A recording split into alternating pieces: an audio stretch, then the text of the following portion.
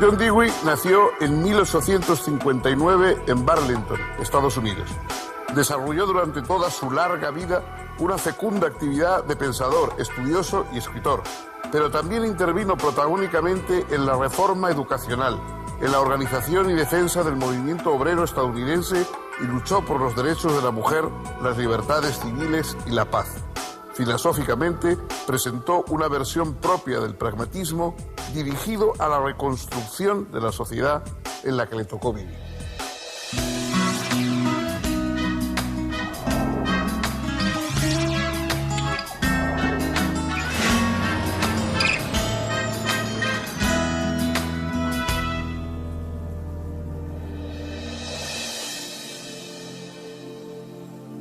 ¿Cómo les va, amigos? Bienvenidos. Vamos a, hoy, siguiendo el camino de esta divulgación de la historia de la filosofía, centrarnos en un filósofo contemporáneo, no una de esas figuras deslumbrantes que rompen, que dan una innovación y un giro radical, uno de esos aventureros casi de capa y espada del pensamiento, sino un hombre, más bien un hombre sencillo, un hombre, digamos, trabajador, empeñoso, que hizo una labor de esas importantes en la filosofía de mantener una serie de pensamientos y de introducir un impulso cercano a lo útil en la filosofía. John Dewey es quizá uno de los filósofos americanos, sin duda el más conocido de comienzos del final del siglo XIX, comienzos del XX, y por supuesto es, de toda la historia de la filosofía, es una de esas figuras patriarcales que han tenido luego una progenie importante y que fueron muy influyentes en su momento, pero influyentes en la vida social, no solamente como filósofo, sino él era un hombre público que intervino en causas progresistas, que tuvo que ver con legisladores y sobre todo, para mí lo más importante de Dewey es que es el filósofo de la educación, el filósofo que puso el tema de la educación en el centro de la filosofía contemporánea. Para él, la filosofía no es más que una reflexión sobre la cuestión de la educación y todo el contenido verdadero de la filosofía es reflexionar sobre la cuestión de la educación. No es, por supuesto, ni el único ni el primero. John Locke ya se había dedicado al tema de la educación. Rousseau, como saben ustedes, hizo una obra célebre, de Emilio, y hay otros filósofos, pero en la época contemporánea esta convicción de que la filosofía puede, a través de la educación, aportar un fundamento a la democracia moderna. Esta es una idea característica de Dewey y yo creo que es una de las ideas fuerza del pensamiento contemporáneo.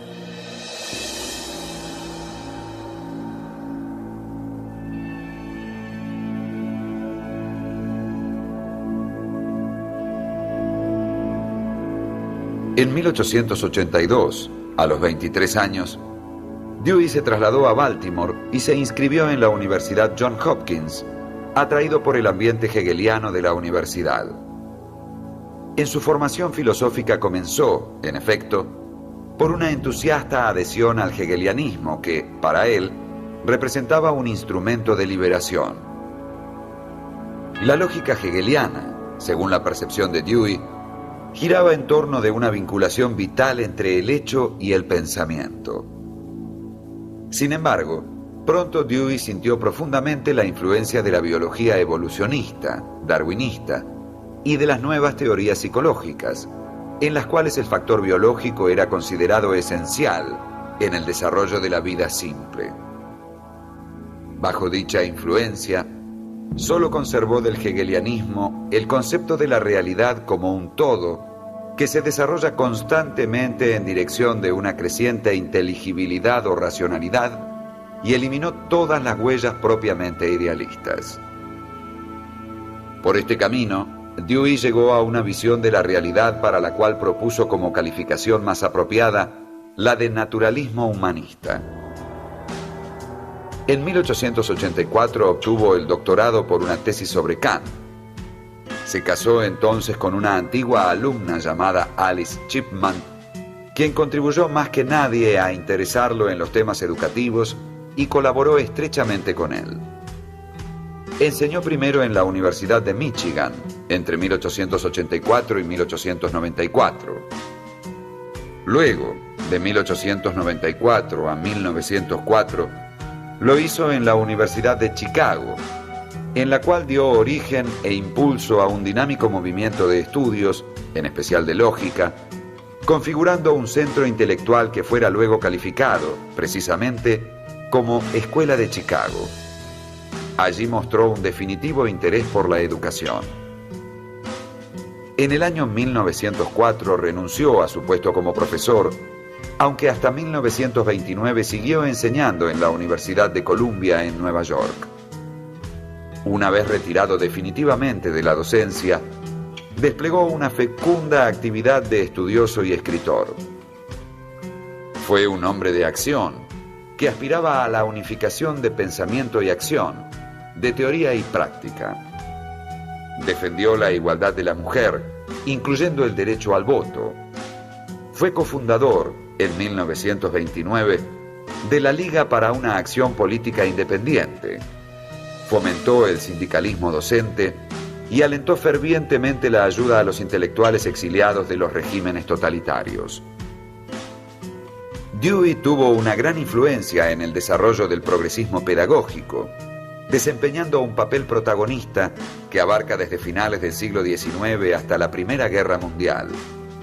Fue el pedagogo más original, renombrado e influyente de los Estados Unidos y uno de los educadores más perspicaces y geniales de la época contemporánea, influyendo en el curso de, por lo menos, 3 generaciones. Con 87 años se casó por segunda vez y adoptó a 2 niños. Poco después, en ocasión de su 90º cumpleaños, fue celebrado por hombres de pensamiento de todo el mundo como el más grande filósofo y pedagogo norteamericano. Murió el 1 de junio de 1952 con 92 años de edad. Uno de los propósitos principales de John Dewey fue acabar con esos dualismos tan normales que dicen que va por un lado la ciencia, por otro lado la moral, que por un lado va el conocimiento empírico, experimental, tecnológico y por otro lado el humanismo. Es decir, que en una palabra que por un lado va la teoría y por otro lado la práctica. Dewey, al contrario, considera que esos 2 caminos son convergentes y convergen en la propia idea de experiencia humana. La idea de experiencia es central en el pensamiento de Dewey, pero una experiencia no considerada sencillamente como digamos lo de Locke o en Hume, como puramente empirismo, sino que el objeto es visto en su medio, es decir, es una experiencia de los objetos, pero también es una experiencia del medio, el medio en que se dan los objetos y de la relación que guardan todos los objetos entre ellos.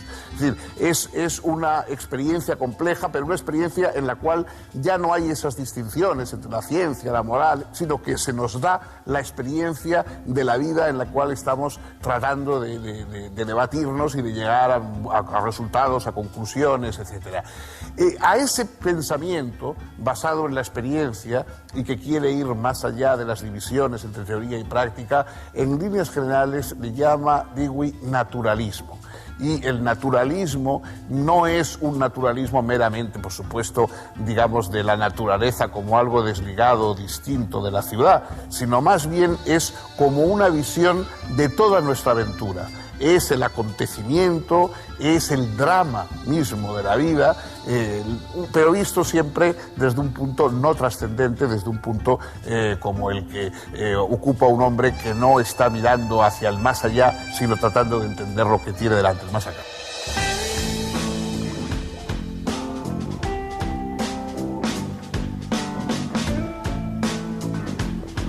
El pensamiento, según Dewey, es un producto de la evolución biológica y la conducta humana se desarrolla, por eso, siempre en vinculación con un ambiente físico, es decir, que tiene siempre una matriz biológica.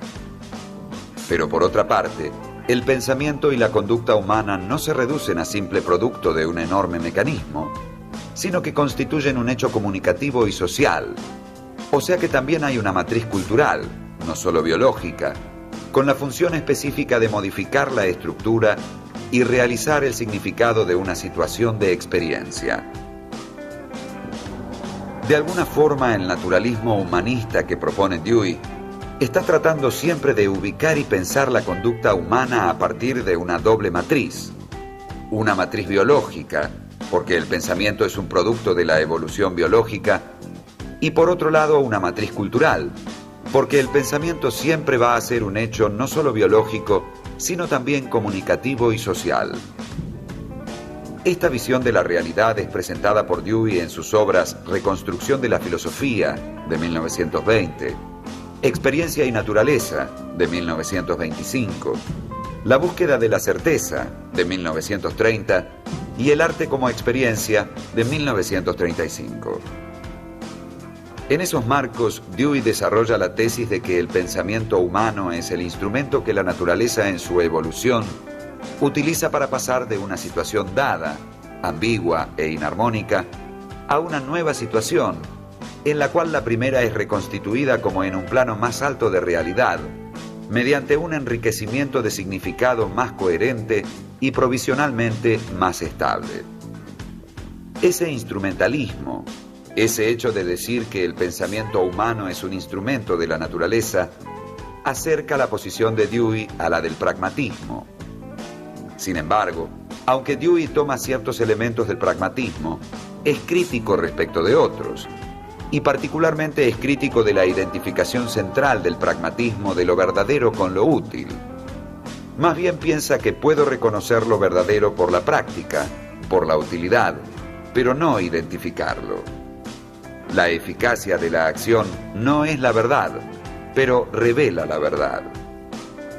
Una proposición puede ser verdadera aunque no haya forma de reconocerlo, porque falta una práctica eficaz en la que yo reconozca la verdad de la proposición. Así, se conoce obrando y se conoce para obrar. El problema del conocimiento es inseparable del de la conducta, del de la acción. Encontramos en Dewey, en consecuencia, cierto relativismo, corregido por una fe optimista en la fecundidad constructiva del proceso de la experiencia y de las prácticas sociales. El hombre vive en riesgo, ambigüedad y crisis, y conoce a partir de ello. Por eso la acción es para el hombre un deber, aunque existen situaciones en las cuales la fe optimista que apuntala a ese deber parece desmentida por el desarrollo efectivo de los hechos.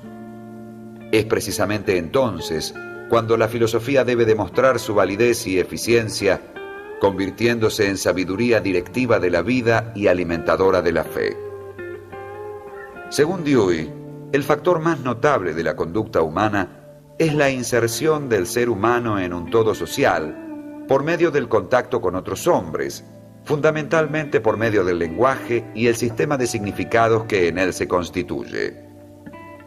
La comunicación es la más milagrosa de todas las ocupaciones humanas, porque en ella se pueden compartir las experiencias del mundo y, consecuentemente, los sistemas de valores. Todos los sistemas de valores tienen que ver con la búsqueda de la perpetuación del goce de un objeto. Lo deseado se convierte en valor cuanto más durable sea su deseabilidad o el goce prometido.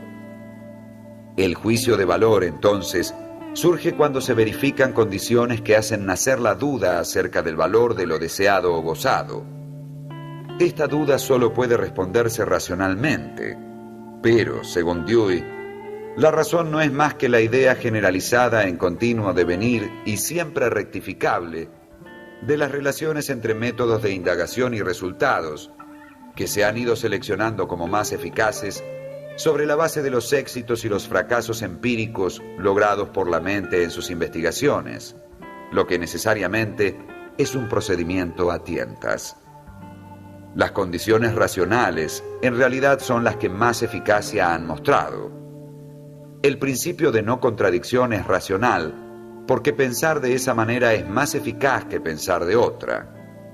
Así, todo conocimiento remite a la experiencia, y toda experiencia tiene una dimensión estética. El arte mismo, como expresión de emociones, es experiencia, y la actividad estética tiene como finalidad, en última instancia, la armonización de una experiencia. Para la producción de una obra de arte, hace falta una carga emotiva en la cual esté acumulada la experiencia pasada del individuo y en la que por lo tanto esté presente su personalidad entera, y el artista encuentre la guía para escoger y elaborar el material, físico o imaginativo, que le parezca más idóneo para fijar un significado en lo que tiene de creativo y de nuevo, de original. Pero el tema central es que toda obra de arte abstrae de alguna manera rasgos particulares de los objetos, o sea que todo arte es, en cierta forma, abstracto.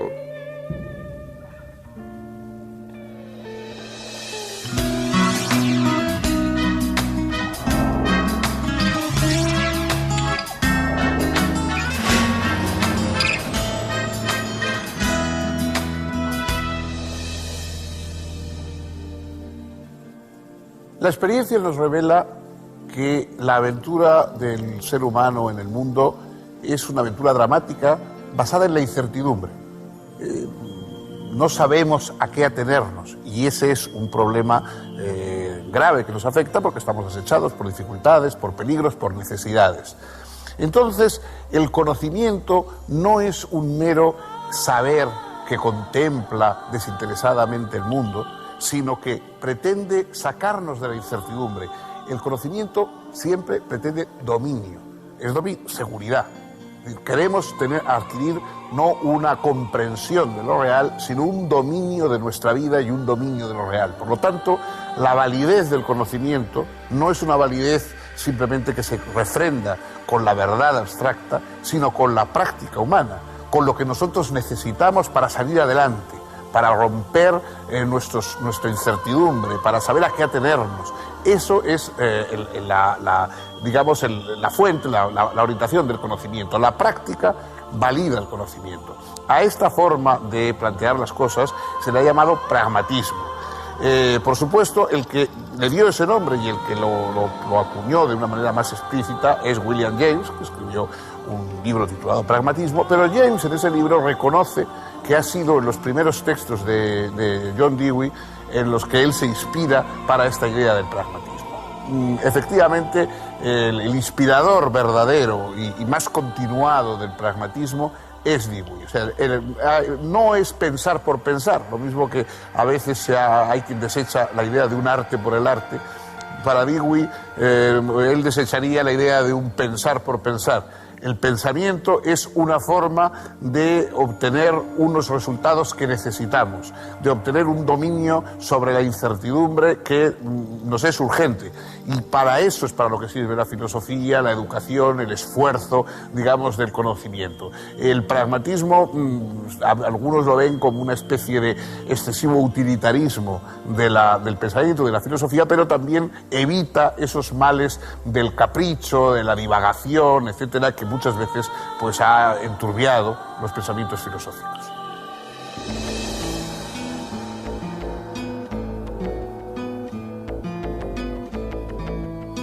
Para Dewey, la democracia es básicamente una pedagogía y a la vez la educación es democrática y democratizadora. O sea, la democracia educa y la educación democratiza. Este programa que Dewey califica como liberal y progresista es desarrollado en los libros Naturaleza y Conducta Humana, de 1922, Filosofía y Civilización, de 1931, y Problemas de los Hombres, de 1946. Dewey piensa a partir de lo que él llama la crisis del americanismo, ese tipo de civilización que de alguna manera entró en crisis con la Primera Guerra Mundial y luego con la crisis de Wall Street en los años 20. La respuesta de Dewey a esa situación es la más radical defensa de la democracia, mediante la propuesta de un humanismo demócrata o un democratismo humanista. Para Dewey, la democracia, más que una forma de organización política, es una forma de vida, es un ideal ético que establece dos criterios de valoración. Por un lado, es democrática una sociedad que coloca a todos sus miembros en situación de participar en iguales condiciones en lo que esta sociedad tiene de bueno, por ejemplo, educación, salud, etc. En segundo lugar, es democrática una sociedad en la que la flexibilidad de su estructura asegura una continua readaptación de sus instituciones mediante la acción y reacción como otras formas distintas de asociación. O sea que la gente se va asociando, se va relacionando, y esto va generando nuevas formas institucionales acordes a las nuevas situaciones. El orden político de una democracia es nada más que un medio, no es la democracia misma. Es una herramienta, acaso la mejor que se haya encontrado hasta ahora, para realizar fines que pertenecen al vasto campo de las relaciones humanas y del desarrollo de la personalidad humana. El sufragio universal, la responsabilidad de los elegidos ante los electores, en fin, todos los otros factores de lo que se llama habitualmente gobierno democrático, no son el objetivo final, no tienen un valor absoluto, son nada más que los mejores medios ideados en una época histórica particular para poder realizar el ideal democrático. El fundamento de la democracia es la fe en la capacidad de la naturaleza humana, la fe en la inteligencia humana y la fe en la experiencia asociada en forma de colaboración y solidaridad. La fe democrática en la igualdad de todos los hombres es la fe de que cada individuo debe tener la posibilidad de ofrecer la contribución de que es capaz y de que el valor de su contribución tiene que ser determinado por su puesto y su función en el todo orgánico de similares contribuciones. Entre la democracia así entendida y la educación existe una estrecha relación. En cierto sentido, ambos conceptos se identifican. La democracia es en sí misma un principio educativo, un método y una estructura educativa.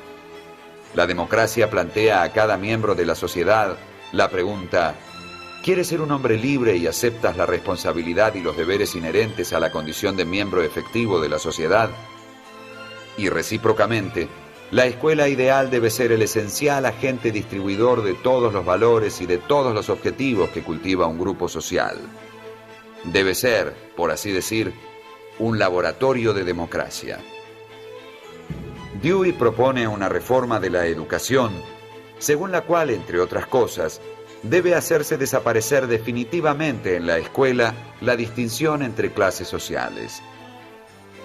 Además, puesto que el alma de la vida social es el trabajo, sobre todo el manual, porque engendra costumbres sociales de colaboración, Dewey considera fundamental en la escuela primaria priorizar el trabajo manual.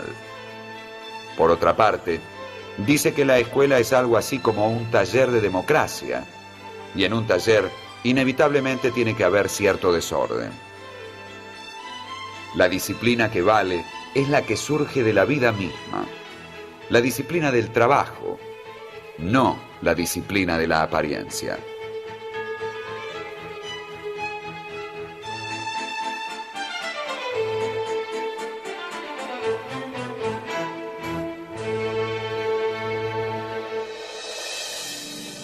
En el pensamiento americano y en líneas generales en el pensamiento posmoderno, el filósofo de referencia es John Dewey.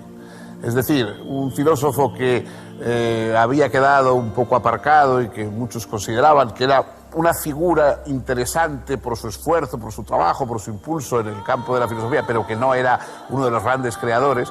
Sin embargo, hoy es visto como el inspirador de Richard Rorty y de algunos de los más importantes pensadores americanos, sobre todo, insisto, de la posmodernidad. Como se sabe, la posmodernidad ha recuperado y, a mi juicio, ha acentuado casi hasta lo excesivo la doctrina pragmatista.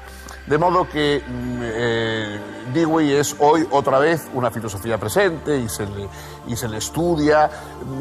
Es verdad que no es un filósofo que ha tenido nunca la habilidad de la escritura. Es decir, para ser francos, John Dewey escribe muy mal y es bastante confuso y trabajoso, de modo que sus ideas yo creo que están mejor recogidas por otros autores que las dan o las brindan con más gracia. Pero uno de los puntos que a mí me parece importante y que sigue muy vigente en el pensamiento de Dewey es su mirada de una filosofía proyectada hacia el conocimiento del futuro. Es decir, el conocimiento, nuestros esfuerzos filosóficos son como tanteos hacia el futuro, porque naturalmente nosotros vivimos en la incertidumbre del presente, pero sobre todo vivimos en la incertidumbre de aquello que va a ocurrir, hacia dónde vamos. Entonces, intentar tantear, intentar extender nuestros pseudópodos intelectuales para ver dónde estamos, hacia dónde vamos, es una de las tareas importantes de la filosofía. Esa idea de futuro introducida en el pensamiento filosófico, en vez de la eternidad, como otros filósofos, es una característica de Dewey que, por supuesto, hoy han recogido y cultivan la mayoría de los filósofos anglosajones pragmatistas que le siguen. Como digo, la figura más emblemática en este campo actualmente es Richard Rorty. Bien, pues hasta aquí por el momento hemos llegado. El próximo día vamos a intentar otra cara, otra aproximación a otra perspectiva filosófica, y es indispensable contar con ustedes para acompañarnos.